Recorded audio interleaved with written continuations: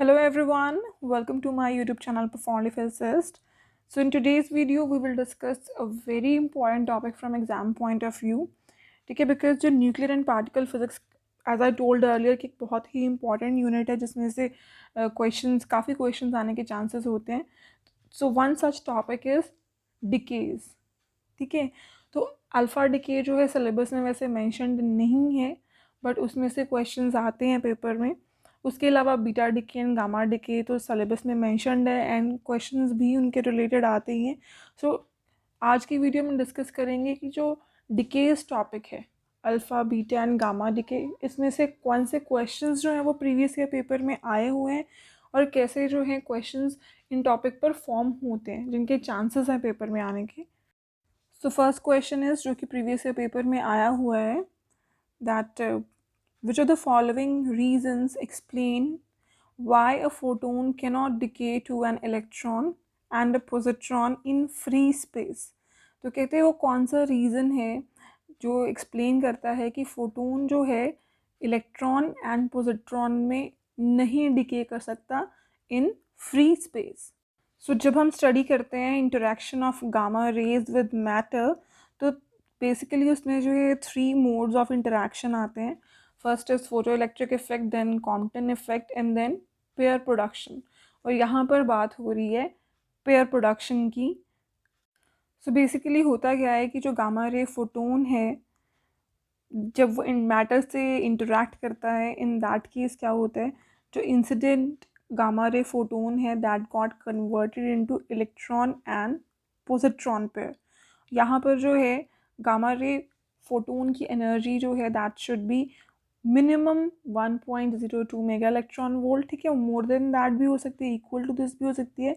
अगर इक्वल होगी then it will just liberate these two electron and positron and rest of the energy will be, जितनी भी वो extra होगी इससे, that will be act as the kinetic energy of electron and positron. But जब हम बात करते हैं ना फ्री स्पेस या फिर वैक्यूम की, जहाँ पर मैटर नहीं प्रेजेंट है, सो इन दैट केस एक प्रॉब्लम आती है which is the conservation laws. अब यहाँ पर जो गामा रे फोटोन है जो उसकी एनर्जी है एंड कंजर्वेशन ऑफ मोमेंटम, ये जो लॉज है ये ओबे नहीं होते फ्री स्पेस में. दैट्स वाई जो है gamma ray photon can not decay into electron and positron pair in free space. So conservation laws तभी ओबे होते हैं जब इंसिडेंट फोटोन की विसिनिटी में वहाँ पर जो है कूलम फील्ड ऑफ न्यूक्लियस भी प्रेजेंट हो. ठीक है, तो कूलम फील्ड ऑफ न्यूक्लियस जो है वो क्या करेगा यहाँ पर, it will act as a recoil. Because यहाँ पर देखो जो पोजिट्रॉन है, because nucleus is also positively charge, so positron यहाँ पर रिपेल होगा. इस तरीके से जो है यहाँ पर जो है जैसे जो इलेक्ट्रॉन है that will be attracted by the nucleus. So यहाँ पर जो है ओवरऑल मोमेंटम कंजर्व होगा एंड जो एनर्जी है कॉरस्पॉन्डिंगली वो भी कंजर्व होगी. सो वी कैन से जो फोटोन है गामा रे फोटोन वो डिके करता है इलेक्ट्रॉन एंड पोजिट्रॉन में, लेकिन in the presence of matter, जब वहाँ पर जो है कूलम फील्ड ऑफ न्यूक्लियस भी प्रेजेंट है, तब दोनों conservational laws linear momentum as well as energy obey होंगे. लेकिन फ्री स्पेस में जब न्यूक्लियस प्रेजेंट नहीं है वहाँ पर ये कंजर्वेशन लॉज ओबे नहीं होते. नेक्स्ट क्वेश्चन नंबर 2 इज़, तो ये भी क्वेश्चन जो है प्रीवियस ईयर पेपर 2016 का जो पेपर था उसमें आया हुआ है.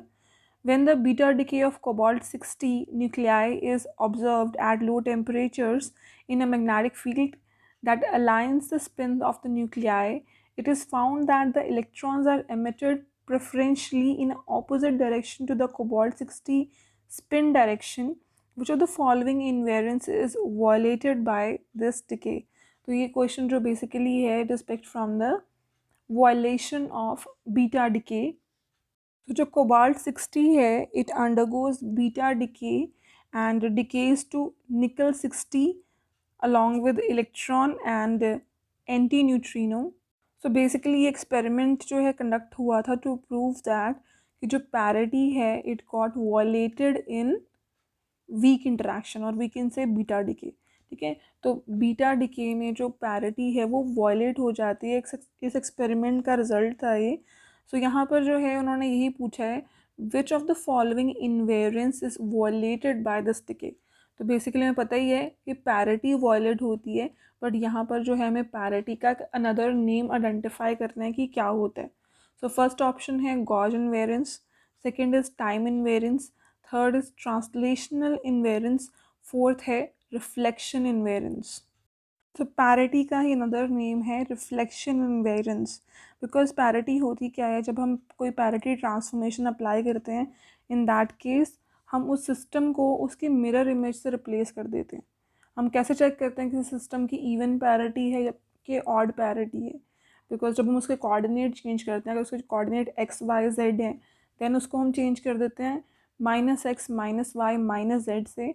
अगर जो है दोनों केसेस में रिजल्ट सेम रहता है, देन वी से सिस्टम हैज़ इवन पैरिटी। लेकिन अगर रिफ्लेक्शन पर मतलब कोऑर्डिनेट्स को चेंज करने पर साइन नेगेटिव आ जाता है, देन वी से इट हैज़ नेगेटिव पैरिटी। सो यहाँ पर हम कह सकते हैं कि जो पैरिटी है उसका अनदर नेम क्या है, रिफ्लेक्शन इनवेरियंस।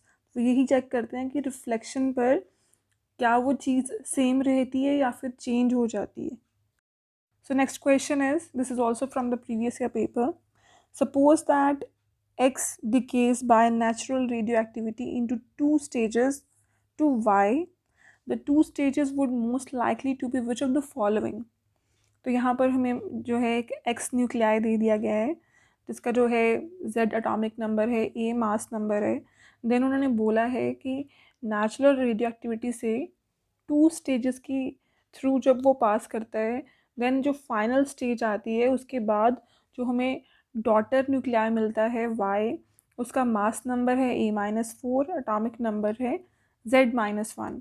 तो हमें ये आइडेंटिफाई करना है कि वो दो स्टेजेस कौन सी हैं जिसके बाद ये हमें रिजल्टेंट न्यूक्लियाई मिला है। तो यहाँ पर ऑप्शन देखो A, B, C, D में गिवन है, हमने चेक करना है कि वो कौन सी टू स्टेजेस हैं। अब यहाँ पर देखो सारी के सारे डिकेज उन्होंने कंबाइन कर दिए एक ही क्वेश्चन में। यहाँ पर अल्फ़ा बीटा गामा तीनों डिकेज इन्वॉल्व हैं। सो फर्स्ट ऑप्शन की फर्स्ट स्टेज क्या थी, beta negative emission with an anti neutrino. So electron emission में यही होता है कि जो पेरेंट न्यूक्लियाई है that decays into daughter nuclei, और उसके साथ यहाँ पर देखो क्या फॉर्म हो रहा है, एक इलेक्ट्रॉन और साथ में एंटी न्यूट्रिनो, उसको हम कह देते हैं इलेक्ट्रॉन एमिशन या फिर beta negative emission.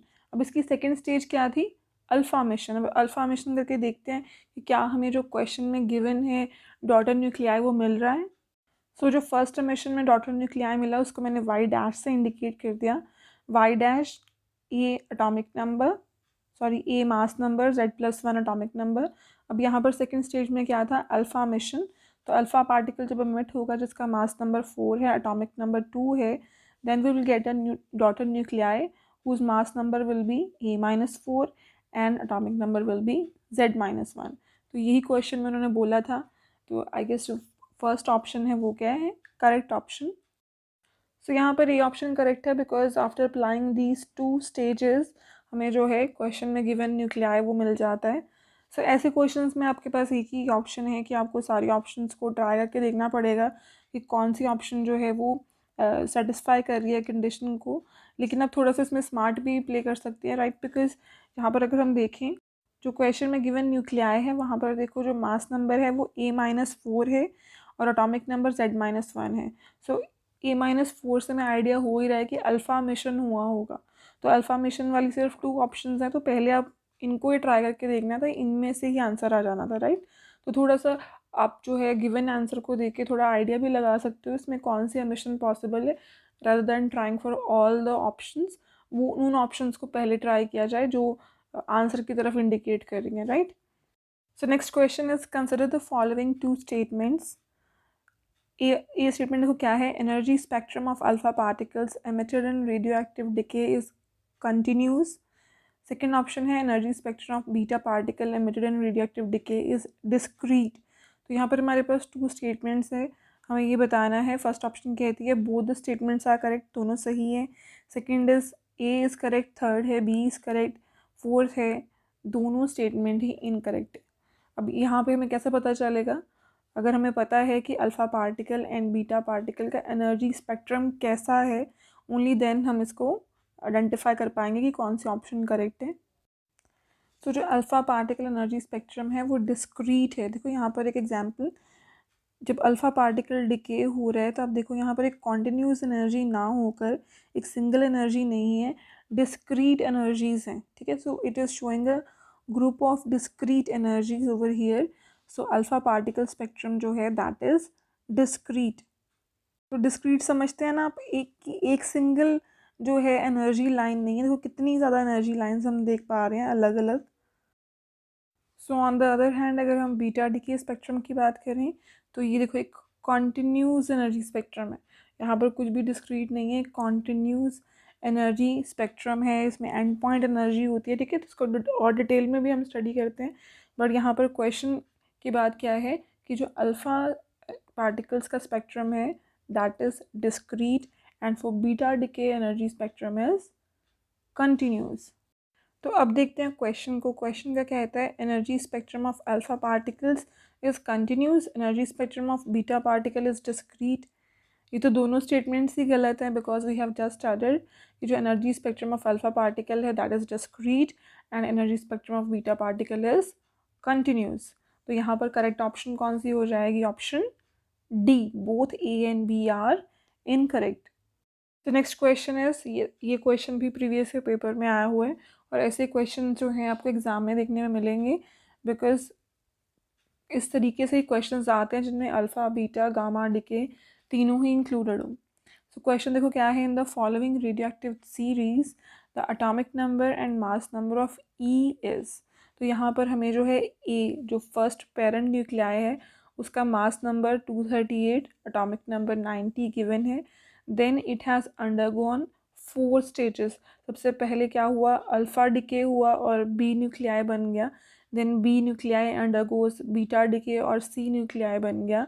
Then C nuclei undergoes alpha decay, D nuclei बन गया। And then D undergoes beta decay and then it becomes E nuclei. तो जो ई यहाँ पर हमें मिल रहा है डॉटेड न्यूक्लियाई, उसका हमने atomic number and mass number identify करना है कि क्या होगा, ठीक है। तो ये बहुत केयरफुली इसको करना होता है, कुछ प्लस माइनस का ही है, ठीक है ना। अल्फ़ा पार्टिकल बीटा पार्टिकल, बस वही आपको एक कैलकुलेशन ही सही रखनी है एंड देन जो है आपके पास फाइनल इसका आंसर आ जाएगा।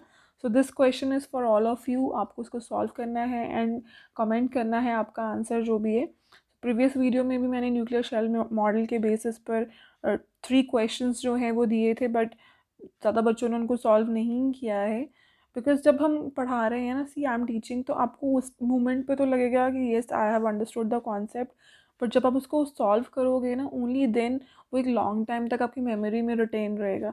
अदरवाइज वो सिर्फ टेम्प्रेरी रह जाता है, उस टाइम समझ लग जाता है, बाद में फील लाइक कि पता नहीं कैसे करना था, स्किप हो गया, right. So when I am giving you assignment कि उसको सॉल्व करो, then solve it also, so that आपको वो अच्छे से उसकी अंडरस्टैंडिंग हो जाए। तो ये क्वेश्चन आपके लिए है एंड आई जस्ट वांट कि जितने बच्चे वीडियो देख रहे हैं वो सब इसको सॉल्व भी करें और आंसर कमेंट करें।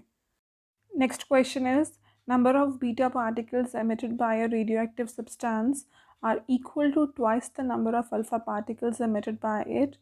The resulting daughter substance is।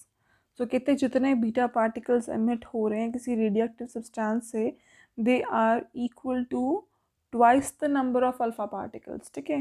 तो हमें ये बताना है कि जो रिजल्टिंग डॉटर है वो क्या है। फर्स्ट ऑप्शन है isomer of the parent, second is isotones of the parent, third है आइसोटोप, फोर्थ है आइसोबार ऑफ द पेरेंट। में गिवन है कि जो नंबर ऑफ बीटा पार्टिकल्स हैं they are twice the number of alpha particles, right. तो यहाँ पर अगर हम देखें कि अल्फा डिके में एक्चुअली होता क्या है, तो यहाँ पर मैंने एक पेरेंट न्यूक्लियाई पिक किया है एक्स, जिसका जो है ए मास नंबर है, जेड उसका एटॉमिक नंबर है।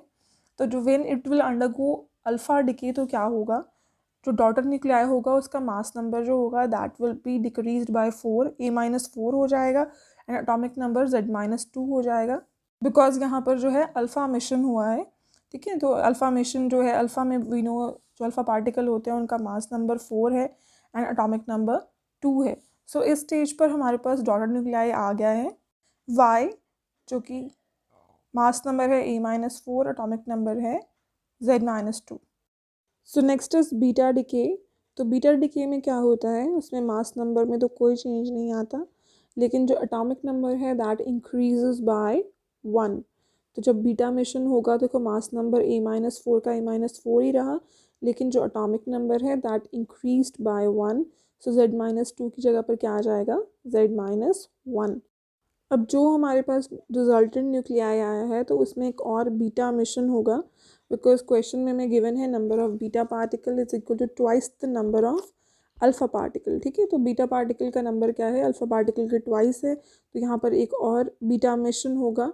उसके बाद जो डॉटर न्यूक्लियाई है दैट विल बी, तो इसके बाद जो रिजल्टेंट न्यूक्लियाई आएगा दैट विल बी वाई। तो मास नंबर तो सेम रहेगा A-4, atomic number will increase by 1, तो यहाँ पर क्या आ जाएगा, Z।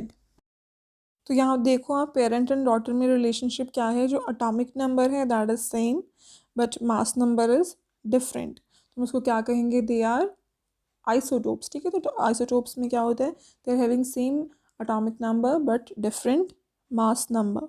So for this question, correct option will be C, isotope of the parent. Next question is, magnetic spectrographs shows that the number of graphs of alpha particles emitted by the nuclide are। ठीक है, तो magnetic spectrograph से हमें जो है number of graphs of alpha particle show होते हैं, हमें ये बताना है कि मैग्नेटिक स्पेक्ट्रोग्राफ में कितने जो है नंबर ऑफ ग्राफ शो होते हैं। So options are 2, second option is 3, third option is 1, fourth option is 4।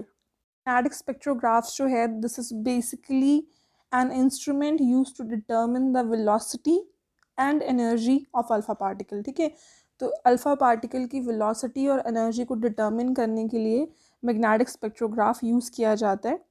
इसमें बेसिकली क्या होता है कि जो अल्फा पार्टिकल थ्रू स्लिट से जो निकल रहे हैं, ठीक है, they are subjected to strong magnetic field in the perpendicular direction. तो इसके कारण जो है, सो आफ्टर सफरिंग डिफ्लेक्शन, जो अल्फा पार्टिकल्स हैं they reach the photographic plate P। यहाँ पर 3 स्लिट्स हैं, S1, S2, S3। ये क्या करती हैं, बेसिकली ये स्कैटरिंग ऑफ अल्फा पार्टिकल को 3 डायरेक्शंस में रिस्ट्रिक्ट करती हैं, top, bottom and walls of chamber. और इन्हीं तीनों डायरेक्शंस के बेसिस पर हमें 3 ग्राफ मिलते हैं, और उन्हीं से जो है हम velocity and energy of alpha particle का जो उसको डिटर्मिन कर सकते हैं। तो यहाँ पर जो करेक्ट ऑप्शन है वो है बी, जो कि है 3। So as I said earlier कि जो अल्फा पार्टिकल है, अल्फा डिके है, ऐसा जो सिलेबस का पार्ट नहीं है, but it is very important from exam point of view. Questions इस टॉपिक में से आते हैं और आपको इस टॉपिक को भी कवर करना है। Next question is tunnel effect involves. So tunnel effect में क्या इन्वॉल्व होता है, फर्स्ट ऑप्शन है leakage of electrons, second is escape of protons and neutrons, third is leakage of alpha particles, fourth is gamma decay. So basically क्या है, अगर हम theory of alpha decay को पढ़ें, जो अल्फा पार्टिकल है they exist inside the nucleus, लेकिन उनका एमिशन जो है पॉसिबल नहीं है, बिकॉज जो पोटेंशियल बैरियर है न्यूक्लियस का that is 9 mega electron volt, और जो अल्फा पार्टिकल्स हैं उनकी एनर्जी जो है that is some of the order of some mega electron volt. So जो लो एनर्जी अल्फा पार्टिकल्स हैं उनके लिए ये हाई एनर्जी पोटेंशियल बैरियर को क्रॉस करना पॉसिबल नहीं है। सो क्लासिकली इसकी कोई एक्सप्लेनेशन नहीं है that how alpha decay is possible, लेकिन जो क्वांटम थ्योरी है उसके बेसिस पर हम कह सकते हैं कि yes it is possible for a particle to cross this high potential by the leakage. ठीक है, जो लीकेज ऑफ अल्फा पार्टिकल है, और इस इफेक्ट को हम क्या कहते हैं, टनल इफेक्ट। बस हमने क्वांटम मैकेनिक्स में पढ़ा है ना टनल इफेक्ट, कि जो लो ऑल दो पार्टिकल की एनर्जी कम होती है still it has a chance to cross the potential barrier. कुछ हम कंडीशंस लगा देते हैं कि जो विड्थ है उसकी वो पर्टिकुलर इतनी वैल्यू होनी चाहिए, राइट। तो वहाँ पर जो हम क्वांटम में टनल इफेक्ट पढ़ते हैं उसकी एग्जाम्पल अल्फा पार्टिकल ही है।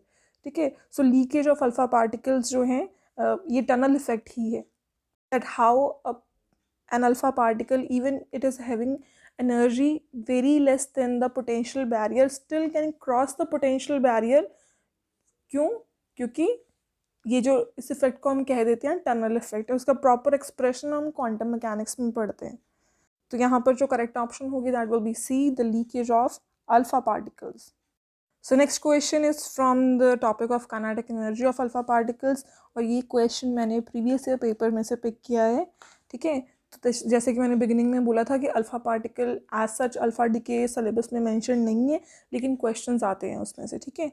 सो क्वेश्चन देखो क्या है, kinetic energy of alpha particle emitted in decay of radium to ruthenium is measured to be 4.78 mega electron volt. What is the total disintegration energy or Q value of this process? So kinetic energy of alpha particle में mentioned है, इस decay में जिस decay की total disintegration energy या फिर हम कहें क्यू वैल्यू वो क्या है, वो हमने फाइंड आउट करनी है। So here is expression, Q value का एक्सप्रेशन देखो क्या है, Q is equal to A upon A minus 4 into T alpha. T alpha here stands for the kinetic energy of alpha particles. तो यहाँ पर जो है रेडियम का डिके हो रहा है, सो रेडियम का मास नंबर मैंशनड है 226, तो इसको हम सब्स्टिट्यूट कर देंगे 226 अपॉन 226 माइनस 4 इंटू 4.78 जो कि है kinetic energy of alpha particle. बस अब एक सिंपल सी कैलकुलेशन है, जब आप इसको कैलकुलेट करोगे तो आंसर आएगा 4.865 मेगा इलेक्ट्रॉन वोल्ट, ठीक है। तो यहाँ पर देखो कितना इजी है ये क्वेश्चन, बट यहाँ पर if you know the formula तो उसको कैलकुलेट करना बहुत आसान है। तो ये फार्मूला जो है आपको पता होना चाहिए। So that's all in today's video. But मुझे एक आपसे बात डिस्कस करनी है, क्योंकि कुछ दिन पहले मेरी एक टीचर से बात हो रही थी, तो उन्होंने कहा कि फ्री पढ़ाना अच्छी बात नहीं है, बिकॉज फ्री पंजाबी च क्या होना ने कि फ्री दी चीज़ की कदर नहीं होंदी हैगी, ठीक है ना। तो मुझे थोड़ा सा फील भी हुआ उस बात को, that I am teaching at this platform YouTube totally free to all of you. So क्योंकि मेरे जो है इसमें पॉइंट ऑफ व्यू थोड़ा अलग है। सेकेंड थिंग इज़ कि मैंने जो है यूट्यूब पर पढ़ाते हुए ना क्वालिटी कंटेंट पढ़ाने की कोशिश की। आई होप आप सब एग्री करोगे कि जो मटेरियल आपको पेड कोर्सेज में मिलता है वो मैंने चैनल पर फ्री पढ़ाया है, राइट। सो मैंने जो है अपना 100% दे दिया है। अब आप बच्चों की जो है आपकी टर्न है कि अगर आप मेरे काम को सपोर्ट करते हो, if you want me to keep doing like this, then आपको 3 काम करने हैं मेरे लिए, ठीक है। First thing is you have to like the video. Second is you have to comment कि आपको कैसी लगी वीडियो, जो भी आपके व्यूज़ हैं। थर्ड इज़ अगर आप चैनल को फर्स्ट टाइम देख रहे हो उसको ज़रूर सब्सक्राइब कर लीजिए, so that I get motivated that yes I am on the right track और मुझे यही करते जाना है। ये तभी पॉसिबल हो पाएगा अगर आप सबका सपोर्ट होगा, नहीं तो मेरा थॉट प्रोसेस भी बाकी टीचर्स की तरह हो जाएगा कि येस शायद हाँ इतनी वैल्यू करते नहीं हैं बच्चे इस चीज़ की, ठीक है। तो मेरे काम की वैल्यू करना आपके हाथ में है, मैंने अपना 100% दे दिया है। So thank you so much for watching all of you. और ऐसे ही जो है वीडियोज़ अपलोड होती रहेंगी, जो कंटेंट ऑलरेडी अपलोड हो चुका है उसको देखिए आप, and I will try to bring more new videos, ठीक है ना। तो जैसे मैंने लास्ट वीडियो जो है नॉडियम रूल मैंने नहीं करवाया था तो वो अपलोड की थी, और आज की वीडियो मैंने डिकेस पे स्पेशली बनाई है। तो ऐसे ही जो है नए टॉपिक्स पर वीडियोज़ आती रहेंगी, बस आप सबका सपोर्ट रहना चाहिए। Thank you everyone, thank you so much.